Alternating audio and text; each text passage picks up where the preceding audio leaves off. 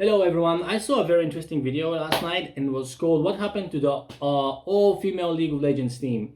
It was a video made by a YouTuber called Nikolai. It was very interesting. It showed the history and it dove in depth into the formation of an all-female professional Russian League of Legends team that really did bad in the game. Like really bad. Everyone was making eventually fun of them. The team got disbanded, and the thing is, he's saying very hopefully that eventually we're gonna see girls competing on a professional level, but the video still comes out as girls suck at video games because he didn't really touch upon the most important thing for why that is. Like, it literally, this is it.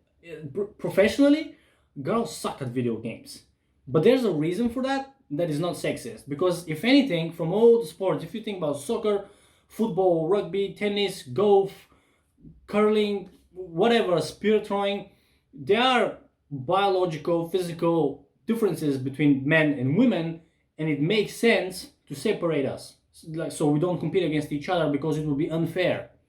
Even though sometimes, like, yes, maybe a girl can kick my ass in boxing, right? If she trains, I train maybe on an average level, but at the very top, when you reach your pinnacle of physical ability, then it's a difference. But with video games, we play the same game, same rules. You have your own keyboard and mouse, which you can bring, so the playing field is very even. But even still, there's no professional female teams dominating, becoming world champions in anything. In fact, there's how many professional girls, like, even a part of any team? And there's a very good reason for that. And there's actually a very good explanation for this. And I reached this conclusion out of a discussion I had about salary discrepancies that I had a while ago, which perfectly applies here, which I think, if you have the patience to watch this video until the end, well, not even until the end, let's just give me a chance to explain it to you, you will agree, oh, it makes perfect sense. Like, girls being bad at professional video games has a very good explanation. And here it is. I'm gonna try to keep it as short as possible. Talent pool. Women are basically being sexist against themselves in this situation. Women are not interested in playing video games. Like, there are many girls who play, yes, that is true. There's many girls who play, but boys still outnumber girls significantly. Maybe there's a specific game like The Sims 4 where more girls are playing than boys, sure, or some Harry Potter RPG, whatever. I don't even want to say too many names because I might piss somebody off. There are some games where girls will be playing them more than boys, but generally, if we look at the worldwide player base, we're probably outnumbering them like 20-1 or something like that. Like 20 million guys, 1 million girls, something crazy like this. It is what it is. It's just the reality of it. There's still, like, there's millions and millions of girls playing games. Even there's like older ladies playing mobile games and stuff. It has grown. That stigma has been removed, but being a gamer and having women play doesn't equal professional skill. It doesn't mean that you would have representation at the highest level. The reason for that is, again, women are not interested in playing video games. And what I mean by that is, I'll give you a very quick example. Mike Tyson, world heavyweight boxing champion. Most of you probably know who he is. If there's a younger viewer here, just Google him really quickly. Or let's talk about somebody who's active right now, Cristiano Ronaldo, one of the best soccer players in the world. Leo Messi, again, one of the best soccer players in the world. Michael Jordan, the documentary recently came on Netflix actually, so maybe that reached you, you know who that person is. All four of these guys are legends in their sport, and they're at the very top of their respective sports. And I think most people have heard this, 1 in a million talent. Those guys qualify for that saying. And you can even argue it's like 1 in a billion or 7 billion, but that's not a fair comparison, because if you compare Cristiano Ronaldo against me, an average person, of course he's gonna beat me at soccer, I can't even play soccer or basketball. Boxing, Mike Tyson, even now, he's 53 years old. He'll punch me once, I'll probably die. But you compare them to like 1 million other professional players at the highest level, and they're the best. That's enough. You don't need to compare them to average people. So 1 in a million, but within that industry, within that sport, it makes sense. Or I hope you see what I'm going with this. So those 4 people, 1 in a million, they're the godlike level. In gaming, we have the same thing. Let's say Shroud from Counter-Strike or shooter games. He's just generally a great shooter player. So he's a godlike player. He's 1 in a million. Where we can even argue, are there even 1 million professional Counter-Strike players? No, but there's at least 1 million people who've tried, but there's probably much more than that. And that's the thing. That's how Shroud was born. That's how Michael Jordan was born. There's a gigantic pool of people trying out that game, that sport. Recently, Kevin Hart went on Joe Rogan's podcast and he said that life has a game quality to it. And I agree. So if we follow Mr. Hart's example, then every time a kid picks a game, picks a sport, the universe rolls a dice. And occasionally, 1 in a million, somebody will roll perfect tens on all abilities, all stats, and he'll have it the best. When you have the nines, you're still high, you still go very high, but occasionally there's going to be that unicorn, the perfect 10, 1 in a million talent. And we don't have this with women in gaming, and that's why they cannot push through professional esports, because there's not enough of them. Even if we had 500,000 League of Legends teams comprised of men and 500,000 teams of women, even that wouldn't guarantee that we're going to have the godlike players being not even equally split, because mathematically, like, statistics would not discriminate. So there would be like 1 in a million, and it could be 4 guys. It could be 4 girls, but it could be 4 guys, and there's no guarantee it would be even 2 on 2. But we don't even have a 50-50 split. And that's the thing. We have 2 million guys and 100,000 women. And every rank, every skilled rank to the ladder of a game will decrease the amount of people in that pool. So if you want to have 2 million players, we're going to have 1.8 million of that would be the average players. And then let's say you go gold, right? And you have like 200,000. And then you go platinum, and you're going to have 100,000 players. And then you go diamond, and you're going to have 50. And then you have to grandmaster, challenger, all the fancy ranks. And there's like thousands of them. I remember in Hearthstone at some point they were saying that the grandmasters was only like 5,000 players in North America. So globally, I don't know, split between the regions, I think it's 4. So that would make, let's say on average, 20,000 people at that highest level. That is not even professional, but usually the grandmasters, they do go professional in tournaments and compete. So that's 20,000 people playing professionally. How many of them are women? See, to reach that level, we need a lot of women to play the game to find that godlike player who rolled the dice on everything. And that's why it's so hard. I think women have the ability, but because they themselves are not interested in playing, let alone playing professionally, it's very hard to cultivate that talent and to find it. When the MMA organization, the UFC, was rising a couple years ago, Brazilian Jiu-Jitsu gyms were starting to open all over the world.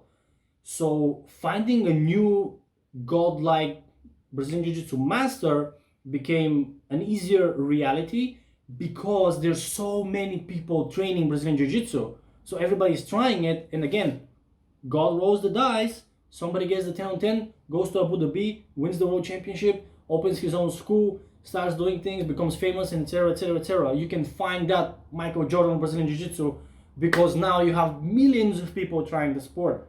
Then you can find that potential talent. Everybody has a potential, but some people have better stats than others. Just the natural talent is better. So there's many gifted women who can play really well, but they never gave it a shot. They're not interested in that. And for you to, I'll give you this example. Think about this. Any sport, put on any sports channel if you're at home now on TV or on YouTube, any sport you pick, soccer, baseball, basketball, volleyball, tennis, put any sport and listen to the play-by-play commentary and think about this. Have you ever heard a play-by-play commentary by a woman? Not the guys on the news desk in the TV station.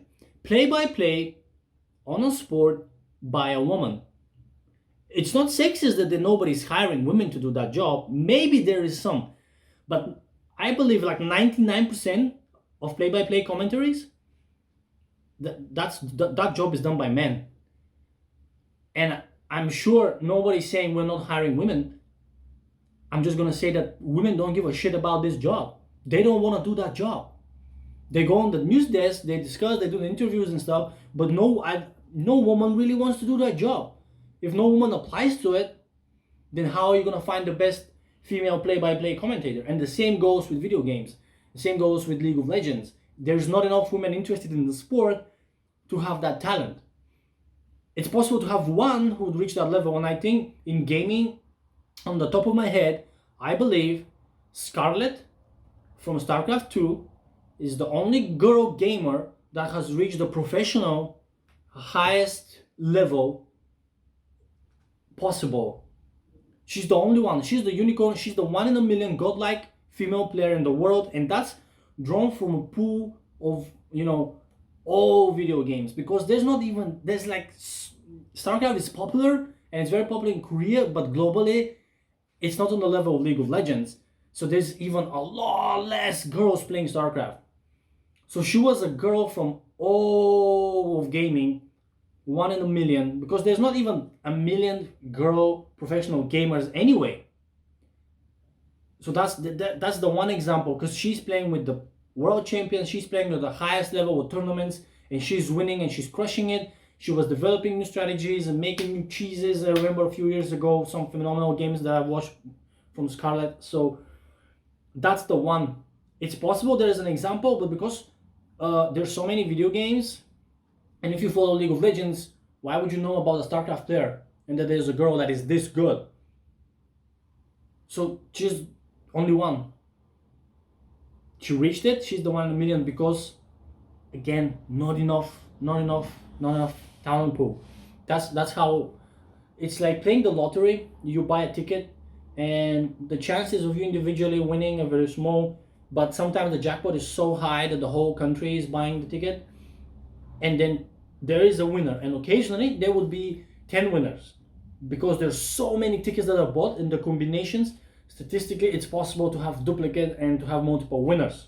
So you need that. You need to have so many girls playing League of Legends that it's possible to have a full all-female team that would compete at the highest level. I think the first step would be for any game to become popular enough that a girl even joins a professional team and wins with a professional team, is like the best in the team and wins the championship, becomes world champion. And then people, like, it would make big news because it's a girl. That is kind of sexist, but it would be big news because it's the first girl to win, like, I don't know, world championship in League of Legends, Overwatch, Hearthstone, whatever. Any game, when we have that first girl winning, it would make big news. But then it will be extra hard to find that many girls to complement and form a team. Well, 1 minute. So that's all it is. It's just mathematics. It's average numbers. In my opinion, this is a very logical reason and explanation for this phenomenon why girls at professional level don't exist and do not perform that well, because not enough talent. Once we find a game where there's a lot of girls who want to pursue it, then that talent will rise. Until then, we're just gonna have the occasional unicorns like Scarlett who perform at the highest level, but alone. A whole team where I don't know what has to happen, because that means some video game has to be super popular with women for us to reach that many professional female athletes in a video game. Because yes, more and more people are playing games, and the next Ninja might be right around the corner, but there's literally like 100 million kids who play Fortnite and that want to emulate him and then want to be streamers, And now that we know streaming is a viable job and a career that can make you money, even more boys will try to become gamers and streamers. But at the same time, girls found out that they don't need to play professionally because they can stream and just talk to their audience and make a lot of money. And if they're cute, it's even easier. And we can see who are some of the most successful streamers. They're not just girls, they're good looking girls too. So they're playing more on not the professional skill of the game, they are playing on my personality and my sexuality. And they're selling that. And also, we have Instagram. You can be an influencer and a model over there. So there's like, yes, technology opened the door, but it's not lucrative enough. Like an Instagram model can make a lot more money on Instagram from a few advertisements than you do from playing a video game professionally. You can still make a lot of money from video games and esports, but you can make a lot more, a lot faster, a lot easier if you're just an influencer, if you're just doing YouTube videos, if you're streaming on Twitch. So, because to play professionally, you have to train, right? You have to train, you have to play that game 6, 8, 10 hours a day. And that takes commitment. Just like any other professional sport, these people are committed. They train, they exercise, they practice, and they get to play hundreds of games of their sport. So, there's not much incentive. And that's the reason. It is a perfectly good reason for this. It's not that girls are bad. Girls are really good. They just don't want to play. And that's why that team via Victus bombed out of League of Legends. It was a good gesture and a good attempt, but it was done in the wrong way. They should have collected girls who are already proven really good players who played with the guys. So teams should start hiring girls, and then we can build it. But even then, as I said, the talent pool is so big that even a girl that plays really high, at professional level, it's going to be marginal. If you're a team manager, a trainer, you're going to look at the statistics, and let's say a professional girl has a 57% win rate, but then there's a guy who has 58.3. That 1.2% is going to be enough reason for management to hire him, because that means he has a better chance of making one extra clutch play when it counts, to push the team for one extra kill when it counts. And then we go beyond, then we go actions per minute, which a computer can count, Maybe he's a bit faster, maybe he has 20 APM more, maybe his death ratio is a bit lower. So all these very small marginal things, they accumulate. So it's like applying for a job. It's you, but then it's 500 other people, and then you're good, you're really good, but there's somebody who's a little bit better. And that goes for the talent pool, because there's so many guys who are training, competing, practicing, competing, and you have to compete with them. And when you're a girl, it's just one of you, and it's hard. So it has to be more. The talent pool is very small. And yeah, I'm repeating myself. So that's it. I hope this makes sense to you. I wanted to explain it. I don't even know if many people will watch this video, but whatever. I just felt like I wanted to get this out of my chest, because it's every time I feel like people are focusing on the wrong thing, and it makes it sound like girls are bad at video games, which is absolutely not true. And on the very least, they're just like everybody else.